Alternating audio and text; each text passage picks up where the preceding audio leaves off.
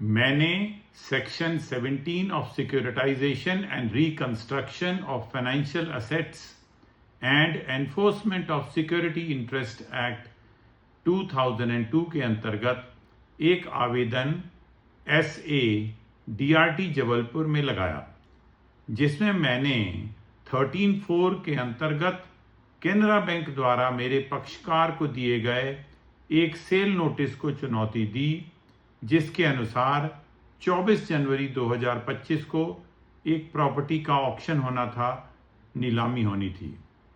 अब 24 जनवरी को कोई बिड नहीं आई और अगला सेल नोटिस आ गया, जिसके अनुसार अब 18 फरवरी को वही संपत्ति की नीलामी होनी थी।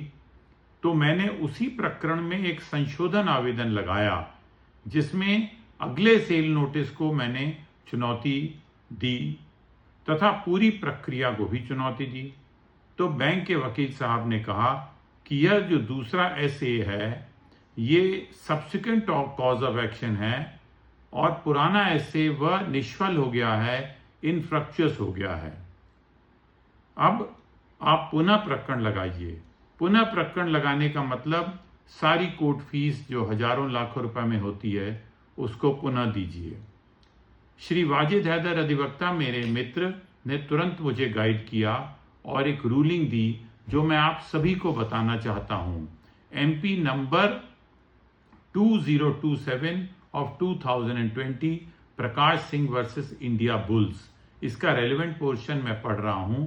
The sale notice was issued on 12/2/2020, which was challenged by the petitioner in SA 152 of 2020.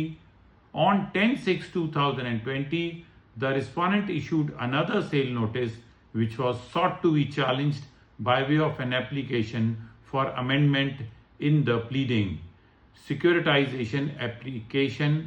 In the pending securitization application, however, the DRT dismissed the same.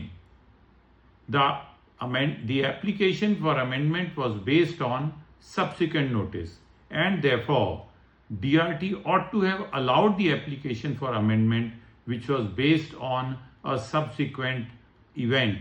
The proposed amendment was not based on any fresh cause of action, but it was a subsequent notice which was issued pursuant to the same proceeding. तो बहुत ही अच्छी judgement है जो कि then chief justice honourable Shri Ajay Mittal और हमारे जबलपुर के justice Vijay Kumar Shukla जज साहब ने दी। इससे सभी लाभान्वित हों और बार बार कोर्ट फीस देने के तकलीफ जो होती है उससे बचें।